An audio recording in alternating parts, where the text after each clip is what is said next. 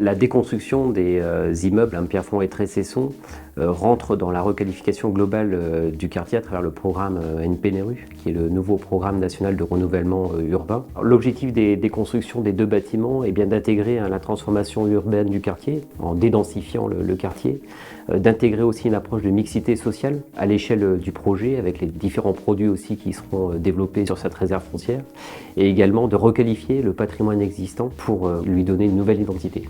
Alors, les résidences Pierrefonds et Tresesson sont les premiers bâtiments construits par Espacil Habitat à la fin des années 50 et début des années 60, qui sont composés de 230 logements.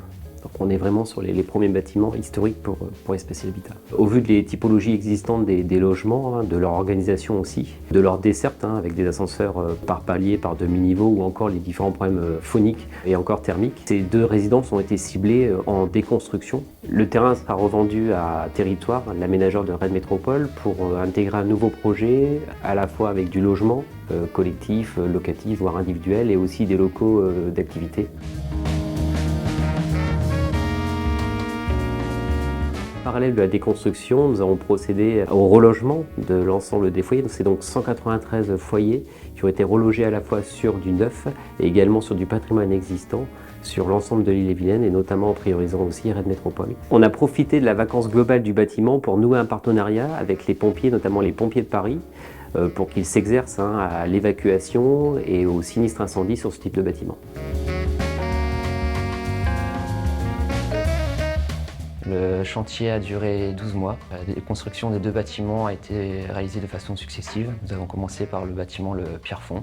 La déconstruction se fait en plusieurs étapes. Nous avons d'abord la partie curage qui a duré environ 4 mois. Ensuite la partie démolition de la superstructure qui varie de 2 à 3 semaines selon les bâtiments. Et l'évacuation des gravats, le dépose des fondations et le terrassement qui a duré 2 mois et demi à 3 mois. Avenir des Constructions a été mandaté pour réaliser les travaux de désamiantage, de curage et de déconstruction mécanique. Nous avons fait appel à une pelle à grand bras avec un bras qui allait jusqu'à 46 mètres, équipé d'une cisaille béton. Là, on a fait également venir une pelle d'appui, qu'on appelle d'appui. C'est une pelle qui va venir faire du tri au sol et également faire les plateformes pour que les travaux puissent bien se passer. En termes de protection, sur la partie Pierrefonds qui était le plus parlant, nous avions donc une interface avec l'ESC, le bâtiment avoisinant, qui était à moins de 10 mètres. Donc nous avons fait une protection mécanique avec des murs en L en partie basse pour éviter la projection de gravats.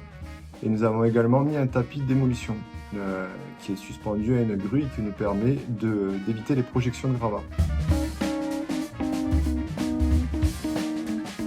Nous avions la volonté de vouloir en faire une opération majeure en termes de recyclage et réemploi des équipements et des matériaux, avec un recyclage et justement réemploi de 93% des déchets, puisque la déconstruction des deux bâtiments génère pas loin de 30 000 tonnes de déchets.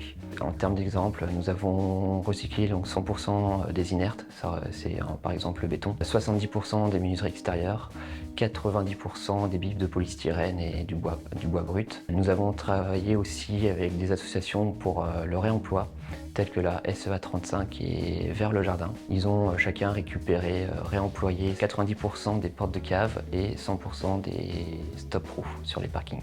3/4 des filières de recyclage se trouvent dans un rayon de moins de 20 km du chantier. Je m'appelle Sarah Fruy et j'ai créé Bâti-Récup en 2016 avec 2 missions principales qui étaient de créer des ponts entre l'offre et la demande de matériaux de réemploi et fédérer un réseau sur le secteur breton et notamment Ille-et-Vilaine.